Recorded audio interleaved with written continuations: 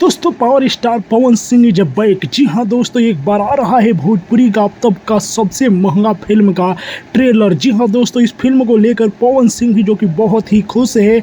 उन्होंने खुद जो कि पोस्टर शेयर करते हुए ये लिखा है बात। जी हाँ दोस्तों, आप लोग पवन सिंह के नया नया फोटो देख रहे हैं। दोस्तों बता दूँ कि कल 25 जुलाई है और कल आ रहा है पावर स्टार पवन सिंह का फिल्म धर्मा का ट्रेलर। जी हाँ दोस्तों, जिस तरह पवन सिंह के दोनों बोलबम गाने ट्रेंडिंग में धमाल मचाए हुए हैं, तो कल ट्रेलर को भी पहुंचाइए ट्रेंडिंग में डीआरजे रिकॉर्ड्स यूट्यूब चैनल पर, जो कि इस फिल्म का ट्रेलर रिलीज हो रहा है 25 जुलाई को।